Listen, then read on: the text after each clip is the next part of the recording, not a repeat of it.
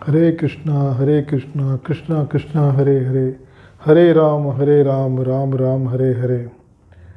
आइए आज के सत्र में हम समुद्र मंथन भाग 2 पर कुछ चर्चा करेंगे। समुद्र मंथन के प्रथम भाग में हमने चर्चा किया था कि क्षीर सागर में दैत्यों और दानवों के द्वारा भगवान की कृपा का आधार बनाकर नीचे कच्छप का आधार, ऊपर भगवान के हस्त का आधार और फिर मंथन की प्रक्रिया, फिर उससे 14 रत्नों की उत्पत्ति हुई। ये समुद्र मंथन की कथा श्रीमद् भागवत के प्रकरण में आती है। अब आज हम उस समुद्र मंथन की कथा का आस्वादन कैसे करें। अभी हमने उसका दर्शन किया। दर्शन कहा जाता है कोई चीज़ आप देख रहे हो दूर से, और आस्वादन बोलते हैं जब उसको हम तो ग्रहण करते हैं। तो कोई भी चीज़ का असर तब होगा जब उस पदार्थ का हम स्वाद लें। स्वाद लेने के लिए उसको हमें अपने भीतर लेना पड़ता है, समाहित करना पड़ता है। तो समुद्र मंथन की कथा में देखा गया कि बाहर एक क्षीर सागर है, उसका मंथन हुआ। अब उसको अंदर, असल में क्या है कि चीज़ को समझना है कि जो चीज़ बाहर होती है उसको अंदर कैसे अनुभव में लिया जाए, उसकी एक तो विधि है। तो समझना ये होगा कि हमारा शरीर भी उसी ब्रह्मांड का एक अंश है। जो इस ब्रह्मांड में है वो इस शरीर में है। जैसे क्षीर सागर में भगवान विष्णु रहते हैं, वैसे ही हमारे हृदय के सागर में भगवान अंतर्यामी के रूप में रहते हैं। उसको हम परमात्मा बोलते हैं या नारायण बोलते हैं। और हमारे शरीर का जो विचार का भाग है, मस्तिष्क ज्ञान का भाग है, उसमें भगवान शिव का वास होता है। तो हमारा ये शरीर जो मस्तक है, ये कैलाश पर्वत के समान है। यहाँ पर भगवान शिव का वास होता है। हृदय क्षीर सागर जैसा है, जिसमें भगवान शंकर का वास होता है, भगवान तो विष्णु का वास होता है। और विभिन्न प्रकार की हमारी जो सद्वृत्तियाँ हैं, सद्वृत्तियाँ सद्गुण के तहत हम किसी को कुछ देते हैं, वो देवताओं के प्रतीक हैं। हमारे कुछ दुर्गुण दुर्विचार जो दूसरों की वस्तु को हरण करके अपने कब्जे में करना चाहते हैं, वो दैत्य वृत्ति का आधार है। तो बेसिकली जो बाहर का जो समुद्र मंथन था, उसको हम अपने अंदर में स्थापित करेंगे, उसका पान करेंगे। उसका पान करने के बाद उसके अनुभव से अपने जीवन को अमृतमय बनाने की कोशिश करेंगे, चेष्टा करेंगे। तो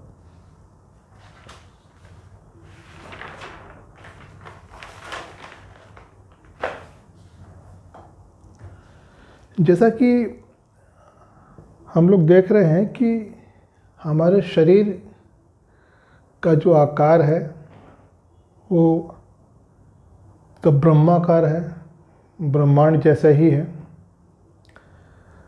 और इसमें जो 4 अंतःकरण बोलते हैं, चतुष अंतःकरण, वो ब्रह्मा, विष्णु, महेश और चंद्रमा के प्रतीक हैं। मन जो है वो बेसिकली चंद्रमा से संचालित होता है। बुद्धि भगवान तो ब्रह्मा से संचालित होती है। अहंकार भगवान शिव से संचालित होता है और चित्त भगवान विष्णु से संचालित होता है। तो अब इसको देखना है कि इस मनोमंथन, और जब इस हृदय को तो मंथन किया जाएगा, हमारे मन में जो विचार आते हैं, सद्विचार और दुर्विचार, उनके बीच में एक परस्पर युद्ध चलता रहता है। कभी सद्गुण सद्विचार हावी हो जाते हैं तो इसका मतलब है कि देवता जीत जाते हैं। कभी दुर्विचार हावी हो जाते हैं तो इसका मतलब है कि सद्गुणों पर दुर्गुणों ने अधिकार कर लिया। दैत्यों का हमारे मन मस्तिष्क पर अधिकार हो गया है। अब ये जो प्रक्रिया है कि हमेशा ये विचार आते जाते रहते हैं, तो मन जो है वो प्रतीक है मंदराचल पर्वत के।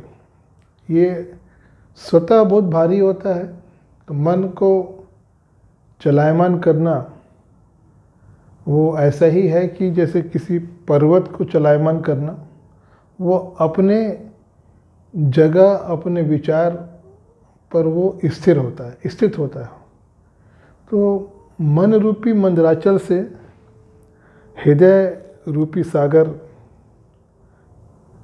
को मथने के लिए जो प्रयास किया जाएगा वो वैसा ही समकक्ष है जैसा कि समुद्र मंथन में देवताओं और दैत्यों द्वारा मंदराचल पर्वत के द्वारा क्षीर सागर को मथ कर उससे विभिन्न रत्नों की प्राप्ति हुई, जिनका उपयोग देवगण और दैत्यगण और ऋषि मुनि आदियों ने अपने अपने विचार के अनुसार या आवश्यकता अनुसार किया।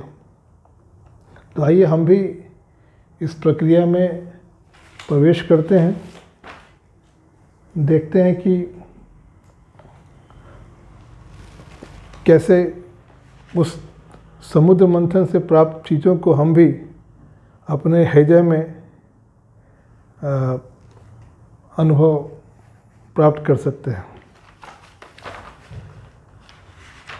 तो मन जो इतना भारी होता है वो उसको आधार, जैसे तो मंदराचल पर्वत को आधार भगवान कच्छप ने अपनी पीठ पे दिया, वैसे ही इस मन जो संसार के सागर में विचारों में डूबता ही रहता है, उसको भगवान के नाम के आधार पर एक स्थिरता प्रदान की जाती है। नाम जप जिसको हम बोलते हैं, जो इष्ट आपको अच्छे लगे, जिस इष्ट में आपका विश्वास हो, उसके नाम का आप सतत जप करिए।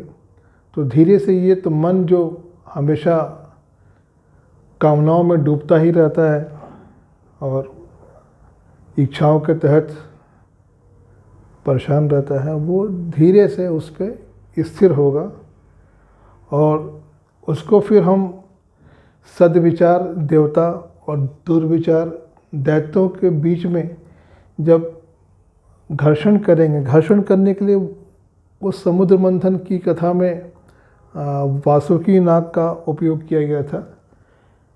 इस हृदय मंथन की कथा में हम भगवान के प्रेम अनुराग का तो मन को तो मंथन करने में उपयोग करेंगे। तो यहाँ जो मंथन की रस्सी है वो प्रेम है, वो अनुराग है। ईश्वर के चरणों में ध्यान रख के जब अपने तो मन का मंथन हम तो करेंगे, भगवान के नाम के जप का आधार लेके, और निराकार रूप में नाम होगा।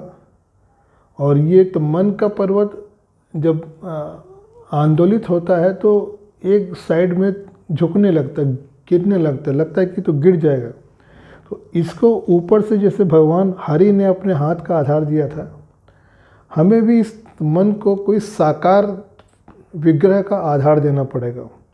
तो अब मन का मंथन करने की दो स्थिति हो गई कि एक नाम जप का आधार निराकार रूप में, और एक साकार रूप में किसी विग्रह का आधार तो मन को चाहिए जो उसको ऊपर से सहारा दे सके, ताकि मन अपनी धुरी पर ही घूमे, वो अपनी धुरी ना चेंज करे।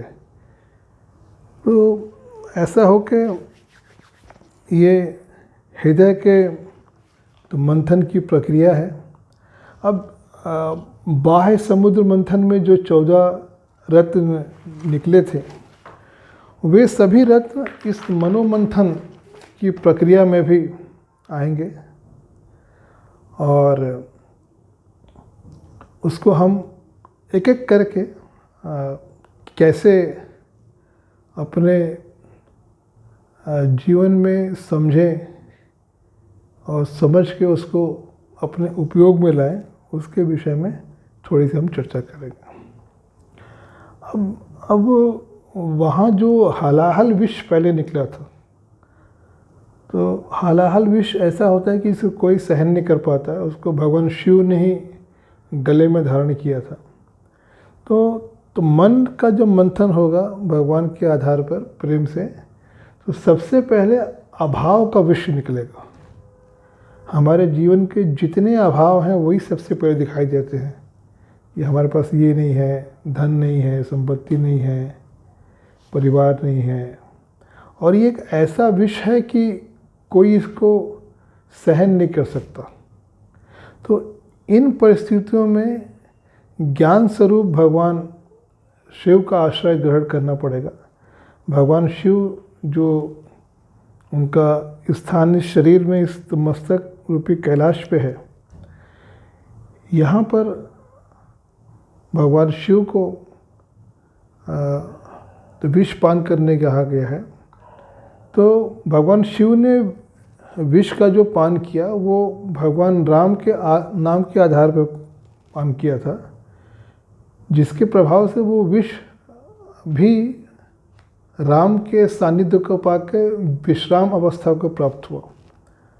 तो हमें भी इन सभी अभाव को, जो जीवन के अभाव हैं, उसको ज्ञान से और विवेक से कि भगवान ने जो भी दिया है वो एकदम सही है, उसमें कोई गलती नहीं है, कोई ये हमारी अज्ञानता है कि हमें अभाव लग रहा है, उनको हमें भगवान के नाम के आधार पर ग्रहण करने से वो अभाव भी भाव में परिवर्तित हो जाते हैं। वो तो विश्राम देने वाला हो जाता है।